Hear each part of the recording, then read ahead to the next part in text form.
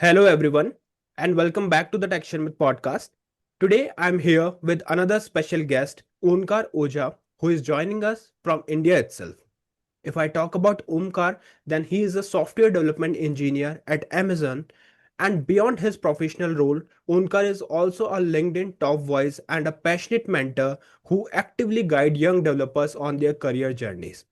So today in this episode, we are going to explore Onkar path from being a student who loved coding to becoming an SDE and his insights on resilience, mentorship, and leadership.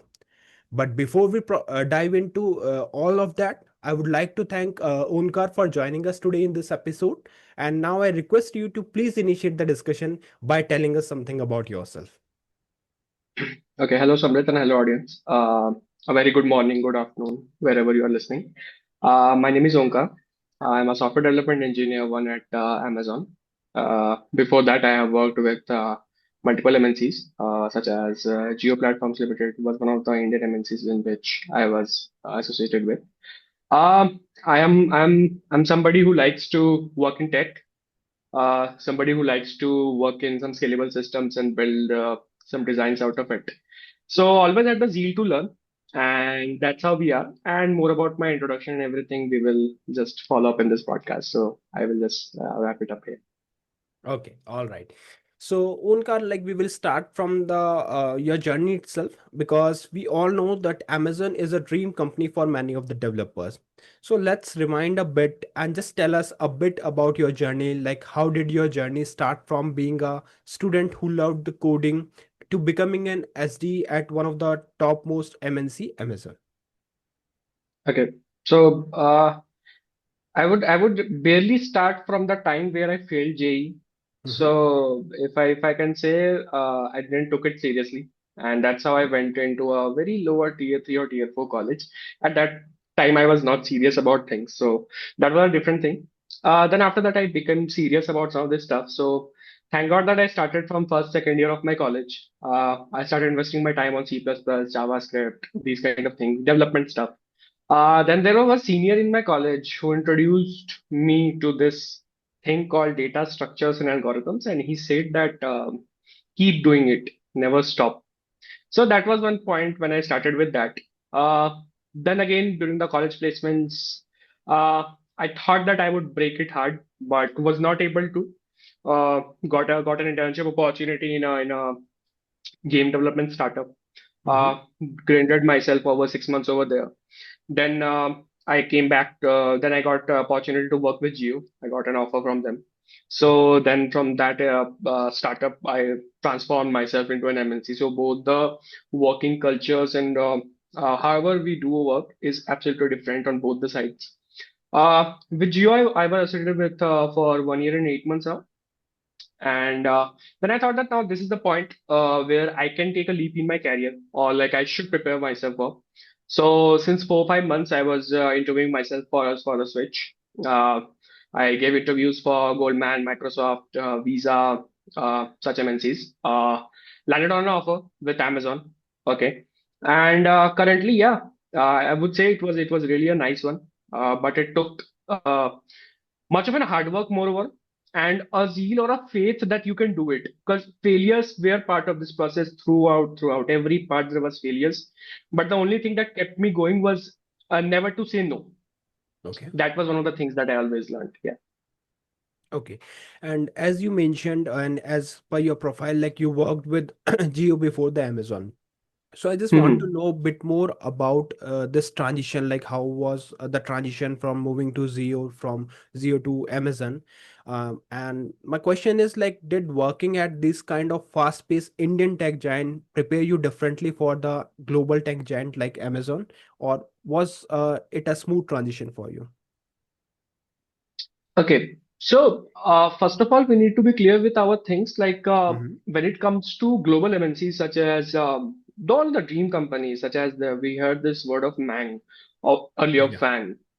We have Meta, we have Amazon, we have Netflix, we have Google. These sort of companies, Microsoft as well. So these sort of companies. So there are some basic things that these companies want. And there's nothing like you need to do go out of the box and prepare something really majestic to get selected. And then there is some basic things. So what we do is like we lack on those basic things only. When I say basic things, it's just Mm-hmm. about data structures, algorithms, and system designs for a role of HD1 up to that. You should have a bit of nice projects on your resume, and earlier company, like in my case, when you're working with an earlier company, you should have worked on some of the things. Okay, because in the rounds they ask how the project was maintained, or how the scalable systems were built, this kind of questions. When you talk about working in an Indian MNC now to a global MNC, Mm-hmm. yes, the transition is not that much smooth. When it comes to Indian MNCs, working culture or working ethics is really different. It's more of what we have in our 10th class, 12th class School grade, where the days. tuition teacher would ask you whether the homework is finished or not in the next day. When it Okay. comes to global MNC, if I can give an example again, it is a kind of a teacher who wouldn't ask you if you miss one homework. It will only focus on your end term results, whether Okay. is the you're scoring 90 plus marks or not. So I think this is the small chunk of difference I can get out of it. Other than that, yes, Indian tech giants are really working hard, but then again, with global MNCs, we are still lacking behind on some parts. So that needs to be improved. Yeah. Okay. All right. And now, like we talked about the work culture, but again, with those benefits, I would say if someone is working with the MNCs, they got some Mhm. benefits like the culture and everything. But again, there are some challenges also because at Yeah. MNC, like system needs to handle the millions of requests per second, even in Indian giants also. This is something Mhm. similar in all software companies. So Mhm. in terms if someone asks you about that process, that approach that you follow to handle those kind of data on a real time, so can you please Mhm. share the behind of the scenes or glimpse how you and your team handle those kind of data and make sure that it is a scalable and reliable. Yeah. So when you are a software development engineer, the title itself means that you need to build scalable systems. It's Yes. not about just writing some REST APIs here and there and just mixing out things. When it comes to on a architectural point of view, yeah. So basically, there are systems in which we have some architectural choices that we need to make, and that comes up with whether your services that you're going to build is going to be on a microservice or a monolith service, right? People nowadays go directly to a microservice, but that's actually not completely true. Monolith services currently also exist. There could be a trade-off between which service you want to go with a monolith and which you want to go for microservice.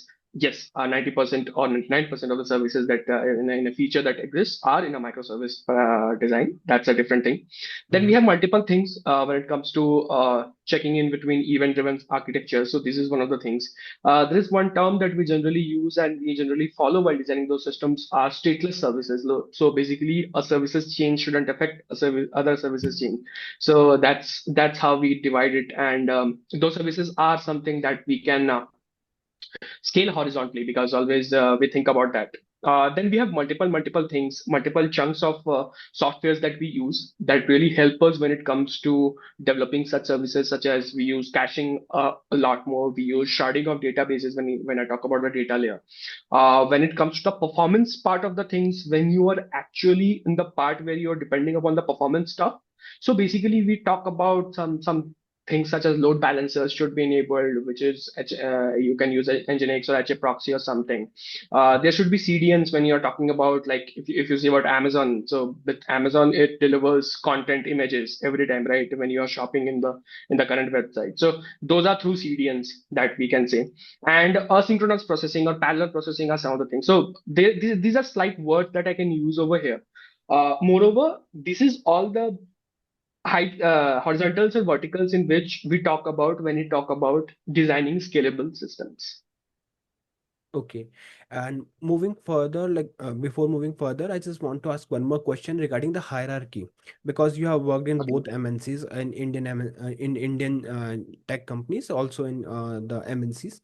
So, what do you think? Like, Mhm. what is the difference between the hierarchy of both the organization? Did you face anything similar, or I would say the different in both of the culture? Hierarchical point of view, they're more or less same. The names that we say that are more or less same. There is a team lead, there is an architect, there's a manager, there's a scrum master, there's a product manager, there's a project manager, there is a QA, there is a developer, there are senior developers. A role moreover are same. There is no much such of a difference between how the Indian companies have or like how MNCs, broader MNCs have. Moreover, it's always that SDLC cycle that we follow. Like there is a problem that has been introduced by the product team. Then it comes in the hands of the architect or the team lead. They come again with an architectural point of solution with the things. Then they carry forward that solution to us developers.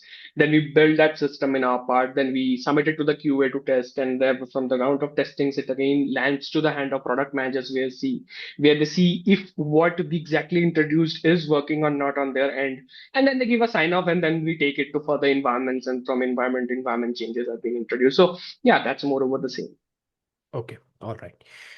Now, we will talk about your another advocacy activity, that is the mentorship, because you are actively mentor students. So I just want to ask you, like, with your so far experience, what one biggest mistake you have witnessed or noticed while the developers trying to break into the industry or in the MNCs? So, what one thing or the common pitfall you have witnessed so far? Okay. So, as in the start of the interview, I said that when you ask the question of transition from an Indian start MNC to a global MNC, you asked, Yes. and I always said this thing that it is very simple, but it's not as simple as that. But then again, there are only two or three things that you need to mold yourself about. You need to be very good with data structures and algorithms Okay. throughout your career. You need to be good with system design. There will be questions. There will be rounds of when you will be designing both in LLDs and HLDs. Then again, you need to be good with projects. Currently, students who are from somehow in the lower tier three background or a tier three background, they generally don't directly focus on data structures that much. There might be multiple reasons of it. There's no culture over there. It's not about only if you're coming from a tier three background, right? Mm-hmm. It's a culture that molds a student. I never prefer to say that there is this college that molded a student, or like in Indian education system, there is no college currently who's providing that scale or that level of education where you will break into every MNC in the world. It's Agree. about what culture you develop in the hostel that we generally see. So that lacks in that part. We are procrastinating too much. If and there is a sudden adjustment that yeah, we are okay with this lifestyle. So there should be always a zeal that no, but it's not about what background or what currently where I am. It's always you need to level up. Right. You always say that if you are the topper of the class, then you are in the wrong class. So that Right. is what I want to state there. So this is one of the things. And when it comes to tech, work on data structures and algorithms, give contests. If you're not good with interviews, give mock interviews. There are multiple people who take free mock interviews as well. I am never in a favor of people who take paid some things like this. There are people who take free mock interviews, go to that, build a good resume, and just boom out, apply. Okay. And one point I want to highlight here for the audience, when Onkar is mentioning about the project, he's not talking about those college project which you done, which you completed just for the sake of completion, but the actual project that you have built, Hmm. because project is something that will only help you to understand the all core concepts of the programming, Hmm. and whatever you have learned throughout your academic, you can implement it and you can try to get the better result for the solution that you are providing for the problem. So make it Absolutely. very clear that you have to build your own project, not the copy paste kind of thing. That thing you can do for the college assignments and all. But for the Yeah. real project, because you have to deal with the interviews, so always make sure to prepare it well. Hmm. All right. True. So now, like Onkar, we all know about your achievements, your success, and we all have witnessed your contribution as well. But I just want to ask one thing here, like, what is the one failure, or I would say the rejection in your journey that has later turn out to be a blessing for you? Like, because in everyone's life there are some phase when we deal with challenges, there were some obstacles, right? So for you, what was that moment? Yeah. So one of the things that I was not I was one of the kids who was Mhm. very much faithful about education. Like always used to be the topper of the class, or like achieving good marks was Okay. with me throughout. uh, in school as well. So I mentioned that part when I didn't focus on JE that much. I absolutely I thought that if I'm the topper of the class, I can easily crack JE, isn't it?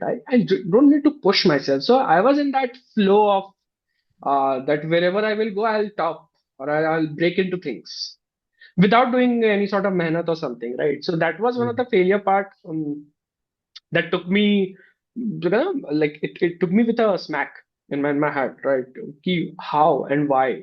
Then after 2 3 months of processing the JE failure, I found out that it's not why, it's because I didn't give enough importance to what the exam needed. Every exam, every interview, everything needs some basic importance to be given. You can't just go out and make yourself a name out there. So Right. that was one of the parts that made me very much humble in the process. Whenever I used to attend sessions, or take mentorship from people, or listen to podcasts, or go into anybody to talk to anybody, I always took mentorship. I was always in a humble attitude. Mm. Whatever he's saying, I used to listen it first, then try to figure out what's best for me, and then I used to implement it. So that made a character change in me. Okay. That character change was introduced, and then later I followed my path, and then why I was more progressive and more hunger that no, now I will show what I can do. So that was one of the setbacks that really hurt me. But now I think uh, when I made a call to my parents after I was getting selected to Amazon, my parents also had that thing. They didn't, never said this. I made a call to them, and now they answered me with one of the lines that will stick for with me for a time now, that बेटा अब JEE के marks matter नहीं कर रहे हैं. Right. So that was one of the things. Okay. All right. So, before moving further for the next question, I just want to ask one more thing. On the from the perspective of those students who are into their college days right now, and they also want to prepare for JEE and for the MNCs and all these things. So, what one piece of advice you would like to share with those people who are just into their college and they're about to join those interviews and the preparation for their interviews. So one piece of advice would you like to share with them? Okay, I would start with a line. If you are in a good college, let's just say I'm not talking about tier one, I'm talking Hmm. about tier two or some good private colleges as well. Cracking on campus interviews is really easy for you. Okay. Don't make a big thing out of it. Please keep things much simple as you can. This is for the tier one, tier two peoples. They can break it. Just need to sharpen up with some of the points. I will later discuss about it. When Hmm. it comes to the tier three guys, or the lower tier three college guys, you need to be more available online, or be more socially active about things and more socially vocal about your things. You need to have a good rapport or good connection or a good network with you, because network can land you to opportunities that you can never think about.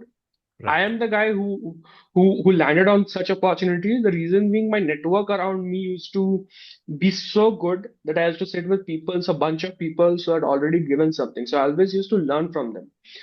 Build a good network is the added thing which a tier three or tier four guy should do. Other than that, there are basic 3 to 4 points.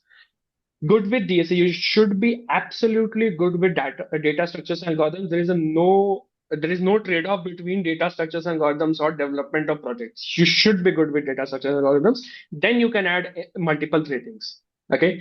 The second thing is you should be a good speaking skills. You should have a good speaking skills, because you are the one who should be your best promoter. Right. फर्क नहीं पड़ता if you are doing a 10% work, make it 100%. Show the people that it's a 100% work. Be confident about whatever you do. Okay. Third thing, work on projects. Don't just get cloned projects. It will Correct. not work. Work on projects. Any project. Go to GitHub. Leave the AI apps backward. Okay. Go to GitHub. Check out the repos. Try to read the repos. then assist AI with it. Give the link of the reports to the AI, get a drill down of what the controllers of other services are doing, understand it, and then try to implement it. These are the two, three basic things that you need to do, and you will absolutely learn an opportunity. Okay. I would say these are some of the worthy advice, and I'm sure like those who are into the college days, if they implement this habit in their day-to-day life, for sure, like they will easily crack the interviews, and even after joining the organization, they will do a better work because now they have that habit to how to deal with the challenges and how to take care of it. Hmm. All right. So now, Onkar, we will talk about the another phase of your life. Because I noticed that you shared some in one of your posts that how you manage your own expenses by joining the freelancing projects to pay your semester fees at the time of your college, right? Even you take the loans during those phase of time. So Hmm. what did that particular phase teach you about the resilience? Okay, so this was the phase around the COVID times. Mhm. Basically, if I share, so we took a blow about the financial stuffs. Mhm. Okay, after my second year of my college. So during the COVID times, I was really free. Okay, I tried my hands on freelancing stuffs. I understood how things can be done. Like, yeah, I can prepare for data structure algorithms, but then again, there is a development part. I used to work in JavaScript and everything. Then I was the front end guy who used to do stuff. So I thought that I can try my hands on freelancing, doing something free for free. I used to design posters. I used to design videos for people who want to post or for companies who want some social media campaigns. I used to handle the social media handles as well. I have worked on digital marketing agency. I have worked as an HR as well. I have worked. So these are small kind of works that I have always done. Non-tech, absolutely non-tech. Then I tried. So these were the parts where I built connections with peoples. Right. Now I drive myself towards the freelancing part. So I went for a no-code tool that is WordPress. So with WordPress, I used to do freelancing. At that point of time, WordPress was something that is very easy to build. Okay, and most of the websites were on WordPress. So they didn't needed a custom backend with them. They just needed some operations to be done, and they need to host themselves on online, tried interacting with individuals, trying it. So it made money. I made money out of it. And then I Mhm. thought that, okay, if I'm making money out of it, why not to help my family financially by freeing myself? Right. That's the biggest step that I can do. Because education does cost. Okay, it is Right. costly. It's not like it's cheap. So what I tried, like I said my father that okay, after second year I'll pay my fees and I'll get over things. For the fifth sem, for the fourth sem, fifth sem, I paid my fees comfortably. There were much of the gigs that I was earning at that point of time, and I used to live a very nice life at that point of time. But then when I entered the sixth sem phase, then there was a time when I used to prepare for interviews. Now, while preparing for interviews, parallelly you won't get so much time to invest yourself in a freelance activity. So the portion of time there reduced, hence the gigs reduced, and hence the money reduced. So I didn't have the courage to go and say, "Ki, okay, the plan has changed, guys. Now you have to pay me for my educational semester fees." So I was not, I'm somebody who will, once if I say that I'll do this, I'll just do this. It doesn't matter how I will tackle. So with the same clients who were with me during my financial days, I took some credits from there. I said that I need to pay my college fee. I give them the whole story. They gave me money, asking me some small things to do, but they gave me a larger amount of money that I was not being paid for, like the actual work.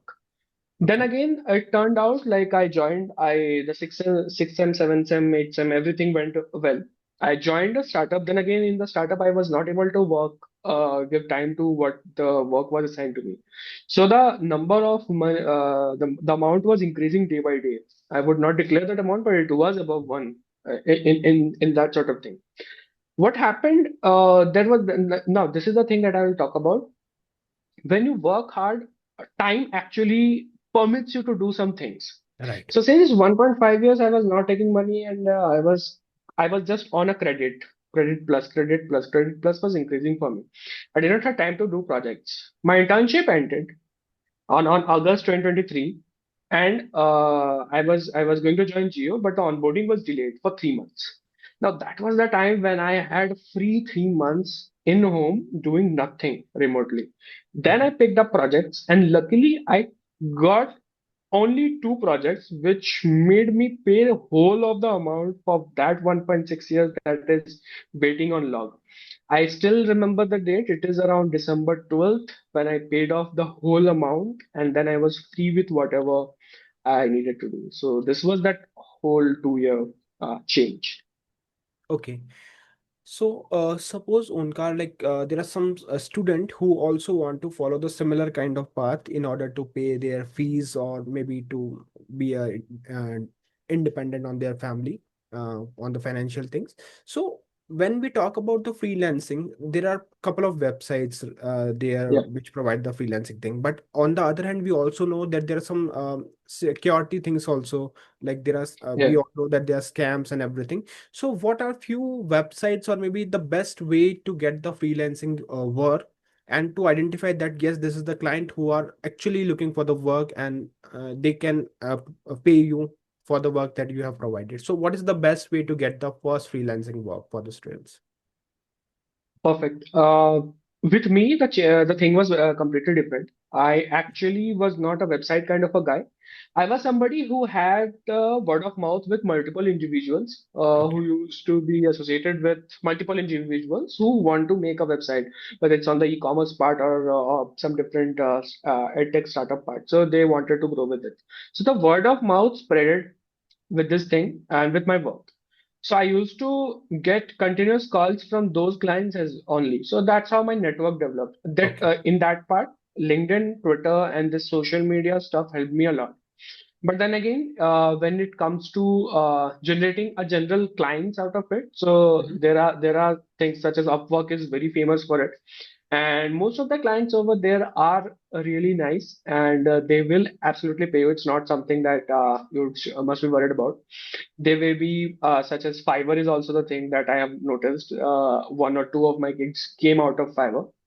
Okay. Other than that, there is like if you are from a design point of view, then there is 99 Designs or Behance is obviously there. That is absolutely powered by Adobe.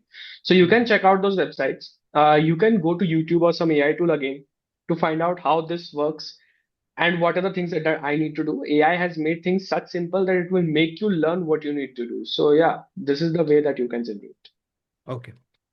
All right. So, although like we have multiple things that we can discuss here in this podcast, but just because of the limited time, I would like to ask my last question, and that is related to the support of network. Because we all know that behind every successful person, there is a group of people who have helped them in their journey. So, for you, who were those key people? Maybe your mentors, friends, family member, or anyone from your network? Yeah. So there were multiple peoples in my multiple phases who has helped me Mm-hmm. to grow, to work with. First of all, it is all about family, how my family treats me. They've Right. never asked me a single question why. They've always sticked with my approach. Ki, okay, if he's thinking it is right, let him do it. So that is one of the things, and for that, I would really like to thank my parents over here to Mm-hmm. always keep on believing on me. Then I say that on multiple phases there are multiple peoples. In my past 7 to 8 months, when I had this thing about because I was not finding my roots. Okay, with I've always wanted to land upon an opportunity that would be more progressive in front of me, and I always wanted to try my hands on more bigger things. And for Okay. that you need big resilience, and for that you need big efforts. For me, there were days where I was very low. There were days where I had rejections on my mouth. There were days when I failed in the last round and I didn't even know why I failed it. But then again, you need to sit up again, wake up in the morning, and then again the same cycle, the same loop continues. So they are basically there is an individual who always helped me throughout this process. She's a very kind friend to me, and she absolutely helped me throughout whatever I wanted to learn about it, and always want not just about some technical helps or giving me some things out of it. Mm-hmm. Uh, always. motivated me ki okay, this is a part of life. You will fail on interviews, but you will there will be one interview that is waiting for you with an offer in hand. So that was one of the things, and I would really like to thank her. Her name is Deepshika, so I would really like to thank her in this part. Yeah, All right. Okay, so yeah, thank you so much, Onkar, for joining this podcast and for sharing the work culture of Amazon and MNCs, and also for sharing the some worthy advice for the students. I'm sure you also enjoyed the discussion, and thank you once again for being a part of the show. thank Amrit. I would absolutely thank you for inviting me for this podcast, and I would absolutely like to thank you for hosting such podcasts currently, because people's nowadays are thinking that no, we can do it. I mean, yeah, I see, but no, you need to be very sharp with your things, and this podcast and sessions absolutely help. And the way you introduce your sessions in this part, that are absolutely helpful. And I would really like to thank you for this. And I think that I had delivered what I wanted to say. If there is something that I haven't delivered, we will again meet in some session. Yeah, yeah. Thank you. Yeah. Thank you once again.